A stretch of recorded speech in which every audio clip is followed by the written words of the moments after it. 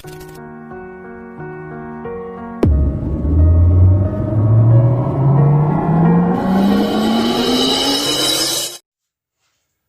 Morning students. सबसे पहले वर्ष 2021 जो हमारी नव वर्ष है, इसके लिए आप सभी को बहुत बहुत शुभकामनाएं। ये नव वर्ष आपके लिए बहुत ही मंगलकारी हो, आपकी हर मनोकामना को पूर्ण करे और आपके जीवन की जो सफलता है वो भी चरम उत्कर्ष पर आपको प्राप्त हो। इसी के साथ अब हम अपने नए टॉपिक को शुरुआत करते हैं। उस टॉपिक का नाम है क्लॉज उपवाक्य। उपवाक्य को हम जाने उससे पहले मैं एक और बात कहूं कि पिछले वीडियोस में जो मैंने आपको एक एग्जाम्पल दिया था, उस एग्जाम्पल का जो कमेंट बॉक्स के माध्यम से सही जवाब जो भेजा है, और वो उनमें से जो नाम है वह है राज सिंह बघेल, संजय बड़ेतिया, अभिषेक बड़ेतिया, दिव्या गुर्जर, सुमन मीणा, ज्योति नागर, भावन शर्मा, आशीष सिंह, पवन सिंह, अभिषेक बघेल और गौतम बघेल। इन वो विद्यार्थियों ने जो जवाब दिए वो अपने सही और सटीक जवाब थे। इन्हें मेरी तरफ से बहुत बहुत शुभकामनाएं भी प्राप्त हों। अब हम बात कर रहे हैं अपने क्लॉज की। क्लॉज क्या है? क्लॉज एक उपवाक्य, अर्थात वो वाक्य जो अपने आप में एक सब्जेक्ट और एक प्रेडिकेट को रखता है, और साथ ही वह कहा है कि a clause is that unit word, अर्थात वह एक शब्द इकाई है। शब्द इकाई अर्थात which has its own subject and a predicate, अर्थात यह अपना एक उद्देश्य और एक विधेय को रखते हो, साथ ही इट गिव्स कंप्लीट सेंस, और यह अपना पूर्ण अर्थ भी व्यक्त करती हो, अर्थ देती हो। अ सेंटेंस में हैव वन क्लॉज और मोर देन वन क्लॉज, अर्थात एक वाक्य एक क्लॉज अथवा एक से अनेक क्लॉज, एक से अधिक क्लॉज को रखता है। वह अपने आप में क्या है? एक वाक्य होता है, एक सेंटेंस होता है। अब हम सेंटेंस जब शब्द आ जाता है तो सेंटेंस को और इससे, यानी क्लॉज जो हम समझ रहे थे, इस क्लॉज से भी पहले हमें एक चीज और समझनी है, वो है सेंटेंस। क्योंकि जो क्लॉज होता है वो सेंटेंस में से ही होता है, तो हमें पहले सेंटेंस समझना होता है। आप कहेंगे सेंटेंस तो साहब हम पहले से समझ रहे हैं, तो सेंटेंस बिल्कुल आप समझ रहे हैं, क्योंकि आप जिस सेंटेंस की बात कर रहे हैं वो बात कर रहे हैं क्या? सिंपल, नेगेटिव और इंटेरोगेटिव सेंटेंस। मगर मेरा अभिप्राय यहां पर इससे बिल्कुल भी नहीं है, क्योंकि ये जो आपने सीखा है वो केवल टेंस तक ही सीमित है, सिंपल, नेगेटिव, इंटेरोगेटिव। किंतु यहां बात हम कर रहे होते हैं क्लॉज के लिए, तो क्लॉज की जब बात आती है तो हमें सिंपल सेंटेंस को भी समझना होता है, साथ में इसका दूसरा जो पार्ट होता है कंपाउंड, और तीसरा होता है कॉम्प्लेक्स सेंटेंस। तो हमें ये जानना होता है कि हमारा जो टाइप्स ऑफ सेंटेंस है वो तीन प्रकार के कौन से हैं? Types of sentence. Number 1 simple, simple sentence. Number 2 compound sentence. Number 3 complex.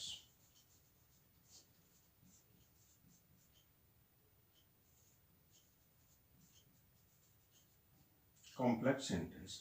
Simple sentence साधारण वाक्य होता है, अर्थात ये वाक्य बिल्कुल सिंपल होता है, इसमें किसी तरीके का कोई भी कंजंक्शन नहीं होता, और इसके अंतर्गत एक या एक से अधिक क्लॉज तो हो सकते हैं, मगर वो सिर्फ और सिर्फ उसमें एक ही मेन क्लॉज होगी।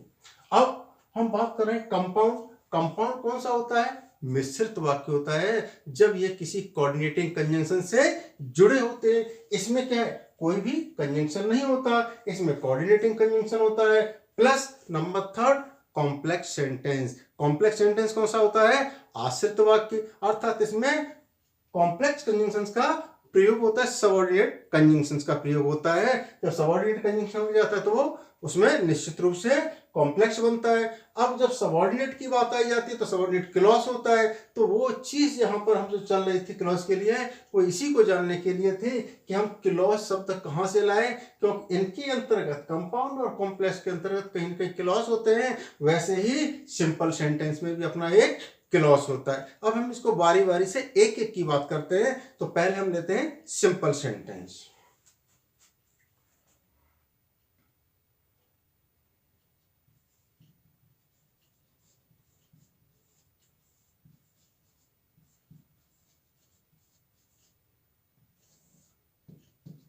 सिंपल सेंटेंस के अंतर्गत क्या है? A simple sentence has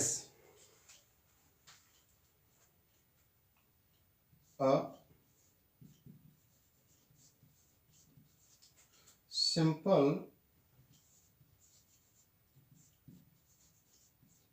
sentence has only one finite verb. एक साधारण वाक्य के अंतर्गत एक फाइनाइट वर्ब होती है। अब आप कहेंगे ये फाइनाइट वर्ब कहां से आ गई? अरे फाइनाइट वर्ब वो वर्ब होती है जब किसी सब्जेक्ट के पर्सन, नंबर, जेंडर और टेंस के हिसाब से उसका रूप बदल जाता है। कभी फर्स्ट फॉर्म, कभी सेकंड फॉर्म, कभी थर्ड फॉर्म है। कभी फर्स्ट फॉर्म में एस ई एस लगाते हैं, कभी आई एस लगाते हैं। तो इस तरीके की जो चेंजिंग होती है उससे हम समझ जाते हैं कि ये फाइनाइट वर्ब है। तो वन फाइनाइट वर्ब नियंत्रित क्रिया से कहते हैं। And contains only one main clause, और इसमें केवल एक ही क्लॉज होता है जो मुख्य क्लॉज होता है, जिसमें एक अपना सब्जेक्ट हो और एक अपना प्रेडिकेट हो। जो मैंने आपको पहले ही कहा था क्लॉज में कि इसमें सब्जेक्ट और प्रेडिकेट का ही महत्व होता है कि उसमें सब्जेक्ट और प्रेडिकेट होना जरूरी है। अगर वो नहीं है सब्जेक्ट और प्रेडिकेट तो क्या कहलाएगा? वो फ्रेजेस कहलाएगा। इसीलिए यहाँ क्लॉज के लिए हमें क्या चाहिए कि उसमें एक सब्जेक्ट भी हो और उसका प्रेडिकेट भी हो। एंड नो सबऑर्डिनेट क्लॉज, ये ध्यान रहे कि उसमें किसी भी तरीके की कोई सबऑर्डिनेट क्लॉज ना हो। अगर सबऑर्डिनेट क्लॉज आ जाता है तो वो सिंपल सेंटेंस की संज्ञा में नहीं गिना जाता, बल्कि वो हो जाता है फिर कॉम्प्लेक्स सेंटेंस। इसीलिए इस सबऑर्डिनेट क्लॉज के लिए बिल्कुल इनकार किया जाता है कि ये होना ही नहीं चाहिए। अब हम इसके लिए नोट और ध्यान रहे कि एक नोट में क्या होता है, सिंपल सा वैसे ही बतला दूं कि इसके अंतर्गत किसी भी दूसरे क्लॉज की जरूरत नहीं है। एक सब्जेक्ट और एक प्रेडिकेट का होना ही आवश्यक है। अब हम इसका एग्जांपल लेते हैं। एग्जांपल में क्या है हमारा? एग्जांपल है I don't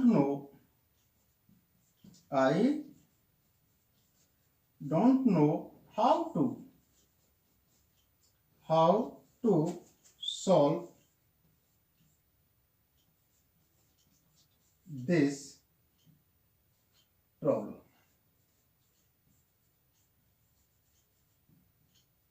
how to solve this problem. अब इसके अंतर्गत क्या है? ये हमारा जो आई है वो तो केवल सब्जेक्ट है, और यहां से लेके ये पूरा का पूरा आपका क्या है? प्रेडिकेट है। ये समझ गए बात को? ये सब्जेक्ट है और ये प्रेडिकेट है। अब ये कुल मिलाकर के आई से लेकर के सब्जेक्ट और प्रेडिकेट मिलाकर के ये क्या है? प्लस कर दिया ना, वन क्लॉज है। इसमें कोई दूसरी क्लॉज है ही नहीं, वन क्लॉज। इसीलिए ये क्या कहलाएगा हमारा? एक सिंपल सेंटेंस। क्या कहलाएगा? Simple sentence. ये बात क्लियर आपको हो जानी चाहिए कि हमारा सिंपल सेंटेंस किस तरीके से बनता है, क्या बनता है, हमें ये जानने चाहिए। अब हम इसके बाद बात कर रहे थे कंपाउंड सेंटेंस की। कंपाउंड सेंटेंस के अंतर्गत क्या होता है कि हमें क्या है? कंपाउंड सेंटेंस कंटेन्स टू और मोर मैन क्लॉज। एक जो कंपाउंड सेंटेंस होता है वो कंपाउंड सेंटेंस के अंतर्गत क्या होता है? कम से कम दो क्या है? कंटेन्स टू और मोर मैन क्लॉसेस, यानी कम से कम दो अथवा दो से अधिक कई क्लॉज हो सकते हैं जो मैन क्लॉज के नाम से जाने जाते हैं, अर्थात जो मैन क्लॉज हो, बट नो सबऑर्डिनेट क्लॉज। उसमें सबऑर्डिनेट क्लॉज नहीं होना चाहिए। Each clause has its own subject, और प्रत्येक क्लॉज का अपना सब्जेक्ट हो एंड ऑन प्रेडिकेट, उसका अपना प्रेडिकेट भी होना चाहिए। साथ ही क्या है, these clauses are combined with any coordinating conjunction, अर्थात वो किसी एक कोऑर्डिनेटिंग कंजंक्शन से जुड़े हों।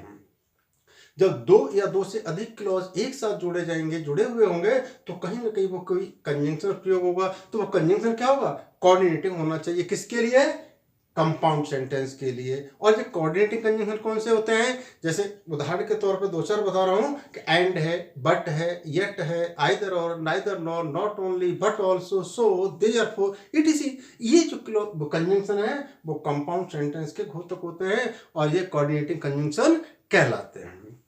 अब हम बात कर रहे हैं इसके लिए कि एग्जाम्पल। अच्छा, एक और जो नोट है, वो नोट में क्या है, वो नोट हमारे सिंपल सेंटेंस और कंपाउंड को दोनों के अंतर को क्लियर कर देता है। क्या है कि जो सिंपल सेंटेंस था उसमें तो केवल एक क्लॉज था और इसमें दो मेन क्लॉज होंगे, उसमें एक मेन क्लॉज था तो इसमें दो मेन क्लॉज, यानी इसके अंतर्गत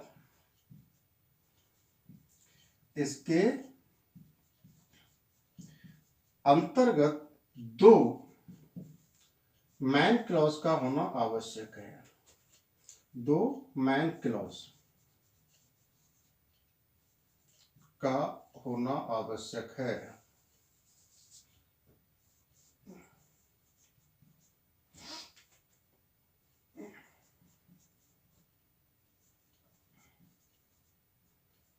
आवश्यक कहने का मतलब है उसमें जो हमारा था सिंपल सेंटेंस में, तो सिंपल में तो एक ही मैन क्लॉज था और यहां पर दो मैन क्लॉज हो, दो से ज्यादा भी हो सकते हैं और वो एक कोऑर्डिनेटिंग कंजंक्शन से जुड़े होंगे। सिंपल सेंटेंस में क्या था, कोई कंजंक्शन नहीं था, सिंपल सा अंतर था, इसीलिए हमने नोट में हिंदी में साफ शब्दों में लिख दिया। अब हम बात करते हैं इसके एग्जाम्पल की। जैसे एग्जाम्पल में आपने उदाहरण से समझ लें, क्या है कि Ram is reading his book. Ram is reading his book and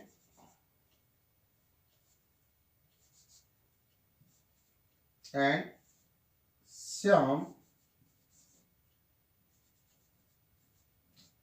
is playing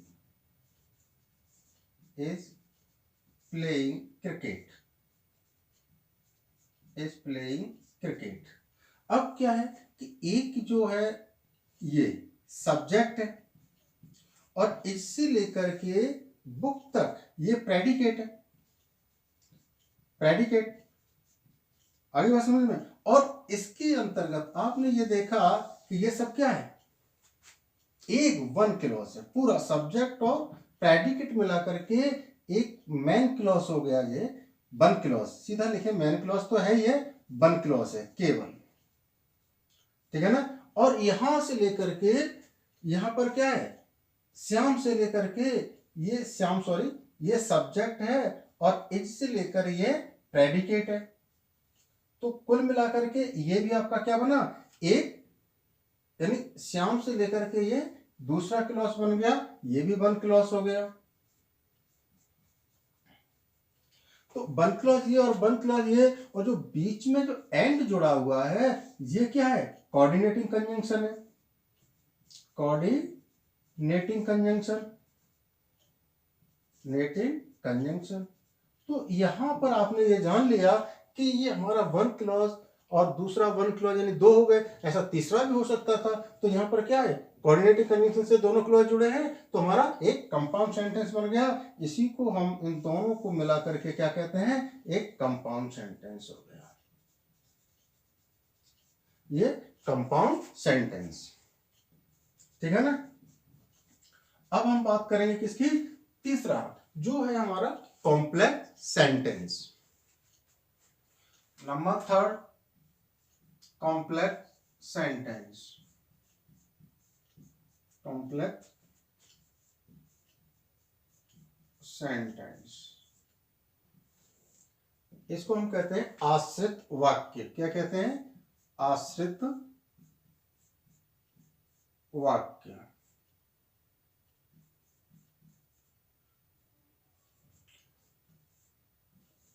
इसके अंतर्गत क्या होता है कि a complex sentence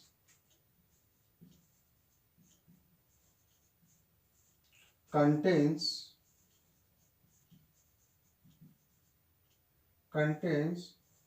one main clause.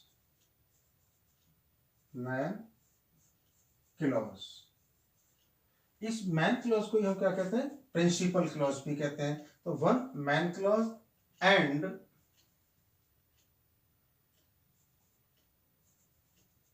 One और more subordinate clause. Subordinate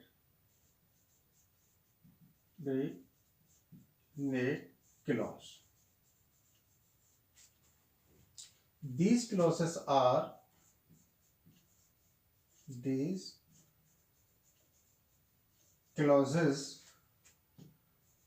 are combined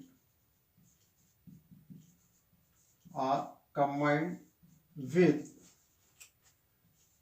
any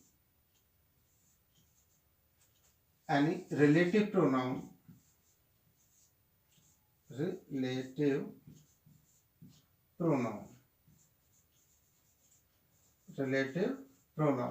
अर्थात इसी को क्या कहते हैं, सबऑर्डिनेटिंग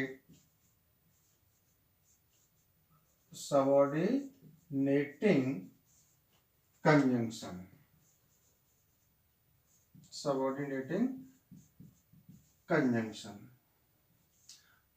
सबऑर्डिनेटिंग कंजंक्शंस के अंतर्गत क्या होता है, जैसे आपका इफ है, दैट है, बिकॉज है, WH वर्ड्स है, दो है, ये इटीसी, ये जो वर्ड आते हैं वो हमारे क्या सबऑर्डिनेटिंग कंजंक्शन कहलाते हैं। इन्हीं को हम रिलेटिव प्रोनाउन भी कहते हैं और WH वर्ड्स को। तो ये हमारे होते हैं। तो अब complex sentence contains one main clause, इसके अंतर्गत एक मैन क्लॉज हो गई। क्या हो गई, एक मैन क्लॉज हो गई एंड वन और मोर सबऑर्डिनेट क्लॉज, एक या एक से अधिक क्या हो सकती है, सबऑर्डिनेट क्लॉज, यानी आश्रित उपवाक्य होंगे। These clauses are combined with any relative pronoun, किसी भी एक रिलेटिव प्रोनाउन से ये जुड़े हुए क्लॉजेस होंगे। इन्हीं रिलेटिव प्रोनाउंस को हम क्या कहते हैं, सबऑर्डिनेटिंग कंजंक्शन कहते हैं। तो अब हमने ये जाना कि इसके लिए एग्जांपल क्या है। इसके लिए एग्जांपल क्या है,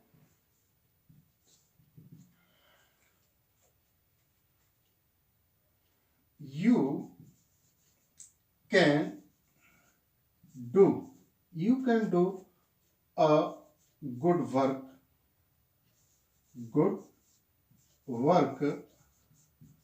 when you try for it। अब इसके अंतर्गत हमें जानना क्या होगा कि ये हमारा यू सब्जेक्ट है, कैन से लेकर वर्क तक ये आपका प्रेडिकेट है। क्या है, प्रेडिकेट है। और ये जो आपका है यू सब्जेक्ट और ट्राई फॉर इट प्रेडिकेट। इनका अपना एक सब्जेक्ट और प्रेडिकेट दोनों का अलग अलग हो गया। अब बात क्या है कि ये व्हेन जो है रिलेटिव प्रोनाउन है, इसको हम सबऑर्डिनेटिंग कंजंक्शन कहते हैं। सबऑर्डिनेटिंग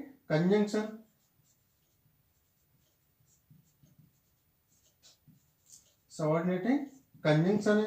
तो अब हमारा क्या है कि ये जो है प्रिंसिपल क्लॉज है, यहां से लेकर ये हमारा क्या है, प्रिंसिपल क्लॉज है, या इसी को हम कहते हैं मैन क्लॉज। इसको कहते हैं मैन क्लॉज।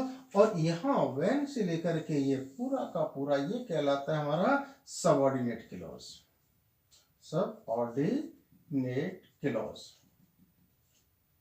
ये सबऑर्डिनेट क्लॉज कहलाता है। तो यहां पर हमारा क्या एक क्लॉज है। अब हम बात ये कर रहे थे कि हम ये जान गए कि हमारा यू कैन डू, कि आप एक अच्छा कार्य कर सकते हो। कब कर सकते हो, ये जुड़ा हुआ है when you try for it, इस बात पर ये निर्भर कर रहा है, आश्रित है। तो इसीलिए एक और एग्जांपल ले रहे हैं हम, क्या है, I will stay here. I will stay here until you come. You come. ये क्या है हमारा? I will stay here. तो यहाँ पर I will stay here, then इसका ये सब्जेक्ट है और will से लेकर के here तक आपका ये प्रेडिकेट हो गया, और ये until क्या है? कंजंक्शन का काम। You क्या है? सब्जेक्ट, और come क्या है? प्रेडिकेट। इस तरीके से आपका ये अलग अलग हो गए दोनों, और ये क्या है? वन क्लॉज, और ये दूसरा वन क्लॉज, दो क्लॉज हो गई। मगर ये कौन सी क्लॉज कहलाएगी? सबऑर्डिनेट क्लॉज कहलाएगी। ये कौन सी क्लॉज कहलाएगी? Subordinate clause. ठीक है। अब ये कौन सी क्लॉज है? आपकी प्रिंसिपल क्लॉज है। प्रिंसिपल क्लॉज है, प्रिंसिपल क्लॉज। ठीक है ना। तो इस तरीके से आपने जान लिया।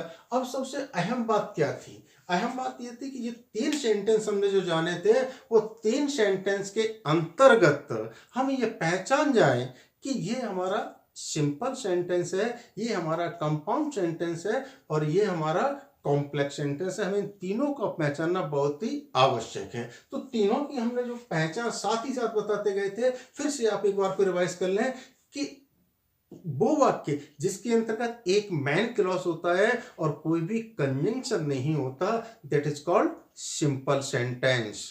और जब किसी भी सेंटेंस के अंदर दो क्लॉज होते हैं, दोनों ही मैन क्लॉज होते हैं, और किसी कोऑर्डिनेटिंग कंजंक्शन से जुड़े हो, तो वो क्या कहलाएगा? कंपाउंड सेंटेंस कहलाएगा, मिश्रित वाक्य कहलाएगा। जब यही एक मैन क्लॉज हो और दूसरा सबऑर्डिनेट क्लॉज हो, या दो से ज्यादा भी हो सकते हैं सबऑर्डिनेट क्लॉज, मगर ये क्लॉजेस यानी मैन क्लॉज और सबऑर्डिनेट क्लॉज जब किसी रिलेटिव प्रोनाउन या सबऑर्डिनेटिंग कंजंक्शन से जुड़े होते हैं, तो ये क्या कहलाते हैं? कॉम्प्लेक्स सेंटेंस कहलाते हैं। ये तीनों का बिल्कुल स्पष्ट अंतर होता है, इसे हमें समझ लेना होता है। क्योंकि क्लॉज में सबसे बड़ी बात जो हमें जानने के लिए है, वो हमारी है सबऑर्डिनेट क्लॉज को जानना, क्योंकि हमें विशेष रूप से इसी का अध्ययन करना है जो कहलाती है हमारी सबऑर्डिनेट क्लॉज। इसका अध्ययन करना होता है हमें क्लॉज के अंतर्गत जो हम पढ़ रहे हैं अपने अध्याय को। तो सबऑर्डिनेट क्लॉज आगे चल करके हमें इसको समझना होगा कि सबऑर्डिनेट क्लॉज किस तरीके से है, या फिर हमें क्लॉज के काइंड्स को समझ लेंगे। तो क्लॉज के काइंड समझेंगे तो हमने अपने आप सबऑर्डिनेट क्लॉज पर पहुंच जाएंगे। Kinds of clause. Kinds of clause में अब हमने मूल जो रूप है, हमारा मूल जो टॉपिक था, वो यही थी कि हम जाने काइंड्स ऑफ क्लॉज, कि हमारे जो क्लॉज हैं वो कितने प्रकार के होते हैं, किस तरीके से जाने।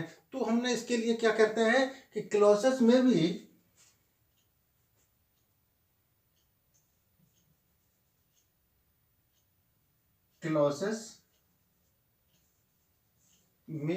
Studied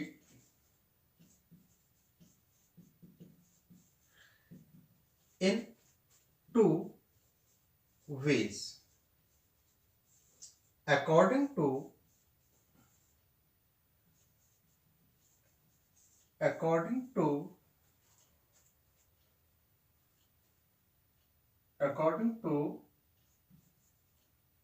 their characteristics.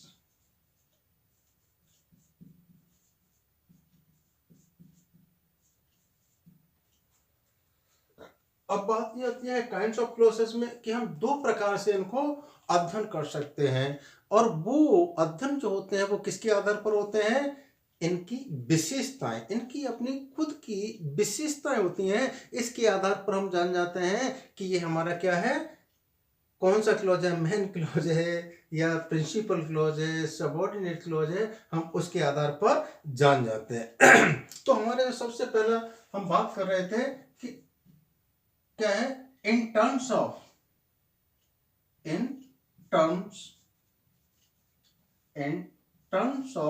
Clause elements.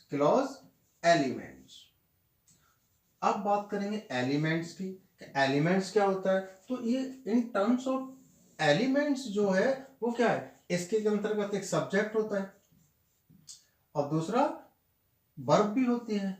तीसरा प्रेडिकेट की भी बात करते हैं हम, सब्जेक्ट वर्ब के बाद ऑब्जेक्ट होता है, सॉरी ऑब्जेक्ट की बात कर लेते हैं, ऑब्जेक्ट होता है। और यहाँ पर ये सब्जेक्ट और ये मिलाकर के प्रेडिकेट भी होता है। तो या एडवर्बियल क्लॉज हो सकता है, एडवर्ब हो सकता है, प्रेडिकेट नहीं हुआ तो एडवर्ब हो सकता है। यानी यहाँ पर जो इसकी जो कैरेक्टरिस्टिक्स है वो क्या है, इसकी यही है, एलिमेंट्स है, चाहे सब्जेक्ट है या प्रेडिकेट है या सब्जेक्ट वर्ब ऑब्जेक्ट है या एडवर्ब है या एडजेक्टिव है, ये चीजें होती हैं जो इनके एलिमेंट्स कहलाते हैं। तो इसको भी हम तीन भागों में डिवाइडेड करते हैं। क्या है कि एक तो इसकी जो अंतर्गत होता है वो होता है finite verb, finite verb, finite verb clause. दूसरा इसके अंतर्गत होता है बेटा कि non finite verb, non finite verb, non finite verb clause.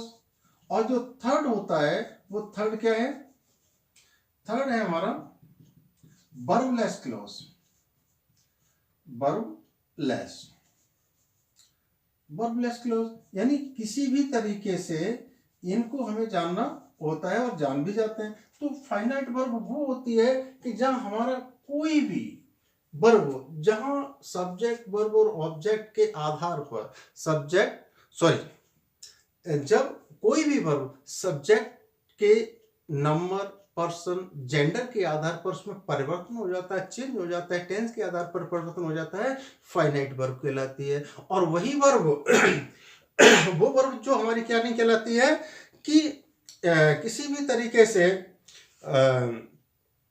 इसको हम बोल रहे होते हैं नॉन फाइनाइट, चेंज नहीं हो, सब्जेक्ट के पर्सन, नंबर और जेंडर के हिसाब से कोई परिवर्तन नहीं हो, चेंजिंग नहीं हो, तो वो क्या कहलाएगी, नॉन फाइनाइट वर्ब। और वर्बलेस से आपको कहते क्रिया से रहित, अर्थात इसमें इस तरीके के वाक्य अचानक फ्रेजल के रूप में आ जाते हैं, तो वो हमारे क्या कहलाते हैं, वर्बलेस क्लॉज कहलाते हैं। तो और दूसरा जो हम कर रहे थे बात, वो क्या कर रहे थे हम, इन टर्म्स ऑफ फंक्शन। अब इनके फंक्शन में क्या है, फंक्शन का अभिप्राय क्या होता है, कार्य। यहां इसके एलिमेंट की बात हो रही थी और यहां बात हो रही है फंक्शन की बात हो रही है। तो फंक्शन में क्या है, इसके अंतर्गत दो होते हैं कि ये जो इन टर्म्स ऑफ फंक्शन में होता है, तो यहां पर जो क्लॉज होगी वो क्लॉज किस तरीके से हम जानते हैं कि यहां पर एक मैन क्लॉज होगी, ठीक है ना, इन फंक्शन ऑफ, यानी उसमें कार्य क्या है कि हमारा जो फंक्शन है कार्य कर रहा है, फंक्शन क्लॉज पूरा कह दे तो फंक्शन क्लॉज, पूरी बात को क्लियर कर दे, फंक्शन क्लॉज। तो यहाँ एक मैन क्लॉज होगा तो दूसरा सबऑर्डिनेट क्लॉज होगा, या फिर दो मैन क्लॉज होंगे, दो से ज्यादा मैन क्लॉज होंगे, तो वो फंक्शन क्लॉज कहलाता है। तो यहां इस तरीके से हमने इन टर्म्स ऑफ फंक्शन को जाना। तो यही सबसे महत्वपूर्ण बात है कि यहां हमारा जो पहला है कि हमने वन क्लॉज को लिया मैन क्लॉज। इसमें सबसे महत्वपूर्ण बात है कि मैन क्लॉज होती है, और मैन क्लॉज होती है तो दूसरी कौन सी होती है, सबऑर्डिनेट क्लॉज होती है, सबऑर्डिनेट क्लॉज, सबऑर्डिनेट क्लॉज। यानी जो फंक्शन इसके हैं मैन क्लॉज। तो यहां जो हमने अभी सिंपल सेंटेंस का थोड़ी देर पहले अध्ययन किया था, तो जब एक मैन क्लॉज होती थी तो क्या है, सिंपल, और दो मैन क्लॉज होती हैं और कोऑर्डिनेटिंग कंजंक्शन जुड़ी होती है तो वो कंपाउंड। और वहीं पर तीसरी जो बात होती है कि main clause plus subordinate clause आ जाए तो वो क्या कहलाती है, हमारी सबऑर्डिनेट सॉरी कॉम्प्लेक्स सेंटेंस कहलाता है। तो यहां जो हमारा मेन मूल जो निचोड़ निकल के आता है, जो सबसे महत्वपूर्ण बात निकल के आती है, वो आती है हमारी सबऑर्डिनेट क्लॉज, जिसके लिए हमारा ये अध्ययन हमारा चल रहा था क्लॉज का, कि हम इसको क्लॉज का अध्ययन कर रहे होते हैं कि वो हमारा किस तरीके से ये क्लॉज होगा, कि हम क्लॉज इसके भी, क्योंकि जो हमारे क्लॉज हैं इसके भी तीन पार्ट हैं, उसको हम अपने नेक्स्ट वीडियो में लेकर के चलेंगे, तब प्रस्तुत करेंगे कि इसके अंतर्गत एक नाउन क्लॉज होगा, क्या होगा बेटा, एक नाउन होगा, एक एडजेक्टिव क्लॉज होगा, और तीसरा एडवर्ब क्लॉज होगा। तो इसको अध्ययन के लिए हम क्या करेंगे अपने नेक्स्ट वीडियो में, क्योंकि ये वीडियो को आप एक साथ देख करके भी ऊब सकते, थक सकते हैं, तो धीरे धीरे टुकड़ों में एक एक करके आपको अध्ययन करते हुए आगे बढ़ेंगे, जिससे कि आप इसका विधिवत अध्ययन कर सकें, भली बात आराम से इसे समझ सकें। इसी के साथ मैं आपके लिए कहूँगा